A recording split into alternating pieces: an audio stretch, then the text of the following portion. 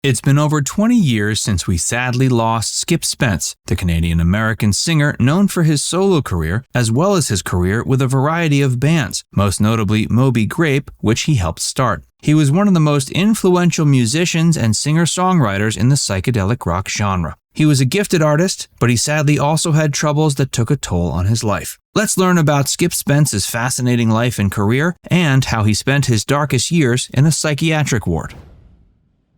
Who was Skip Spence? Alexander Lee Spence was born April 18, 1946 in Windsor, Ontario, Canada. Music was part of his genes, as his father was a piano player and a singer-songwriter who toured Route 66 in addition to various odd jobs like being a machinist and a salesman. His parents seemed keen to give their son a musical education. At age 10, young Alexander, nicknamed Skip, was given his first guitar. He never looked back. He and his family moved to San Diego during his teenage years, and he spent his formative years in the U.S. During that era, he was part of an amateur band called the Topsiders. They played rock music in the easy surf subgenre, which was an essential part of the Californian culture. He began his professional music career by the mid-1960s when he was entering his 20s. He initially played guitar for the band Other Side and later began drumming for the popular group Jefferson Airplane. He played the drums for their debut album, Jefferson Airplane Takes Off. Sadly, this was his only stint with the band because soon after, he took off to a trip to Mexico and was dismissed from the band. He decided to return to playing guitar, and that's when he formed a band of his own.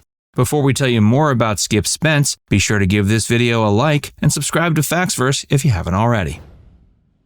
Skip's career. The band Moby Grape was started in 1966 with Skip Spence being one of the co-founders. It was a rock band that had the unusual distinction of having all 5 members contribute to the singing and songwriting. The band was coming of age at a time when American music was going through one of its richest periods. It was also when rock music was experimenting with different styles. The band implemented a variety of styles in their music. These included folk music, jazz, country and western, blues, and psychedelia. This latter style is what really made them stand out. It's also the style that brought Skip Spence to widespread attention. Their albums appealed to a niche but loyal audience. Their live performances were among the most popular rock concerts ever. One of their best venues was a nightclub called The Ark where they performed regularly. They became heroes there, and this is also where Skip Spence became a local celebrity. While he never reached the celebrity status of many of his contemporaries, he was nevertheless a respected figure in the music industry. Many of his contemporaries considered him to be an influence on their own style. With Moby Grape, Skip Spence worked on 7 albums, including 2 released posthumously. These were Moby Grape, Wow Grape Jam, Moby Grape 69, 20 Granite Creek, Live Grape, The Place and the Time, and Moby Grape Live. He stopped performing with the band in the early 70s and only occasionally collaborated with them in later years. He occasionally performed gigs with them in the late 70s and 80s. After leaving Moby Grape, he decided to focus his effort on solo albums. But he only released 1 solo album in 1969 titled Or. While he continued playing music throughout his life, he didn't continue recording music and live performances became sporadic.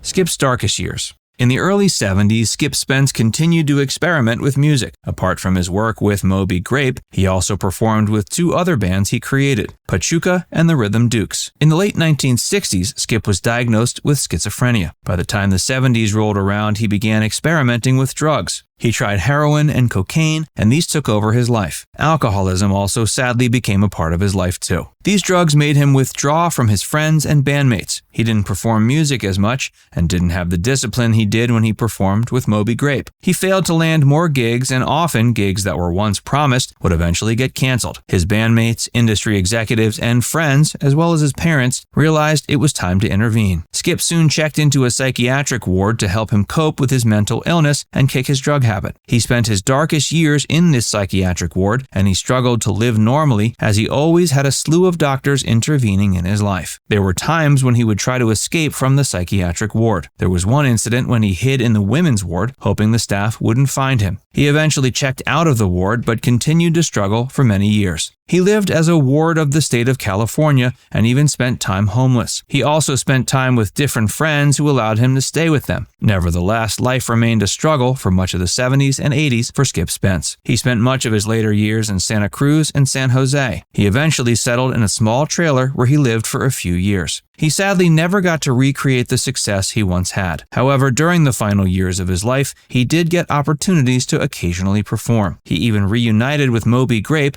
and occasionally performed live gigs with his bandmates. Skip Spence's legacy. Skip Spence died from lung cancer just before his 53rd birthday. While much of his life was dedicated to struggling with mental illness and substance abuse, he thankfully is remembered for his musical genius. While he's not as famous as some contemporaries, he remains a respected figure in the industry, particularly among rock musicians. Some of his music has gone under the radar from mainstream audiences and critics, but that hasn't stopped many music geeks from discovering his incredible art. His only solo album, Or, largely went under the radar when it was released in 1969. Mainstream audiences and critics couldn't understand Or, as it was truly different from most rock albums of the time. Even today, there are few albums worthy of comparison to it, but it's lauded among fans and often praised for how real and raw the music is. Skip Spence's life and career were sadly cut short. Much of his life was troubled, and this took its toll on his work. Perhaps we never truly saw his potential, but we can only hope his musical output will continue to be discovered for generations to come. Now it's time to hear from you. Are you a fan of Skip Spence? What are your favorite songs of his? Let us know in the comments section below. And before you go, make sure you give this video a like and subscribe to Facts Verse if you haven't already. Click the bell icon to stay updated on all our latest content.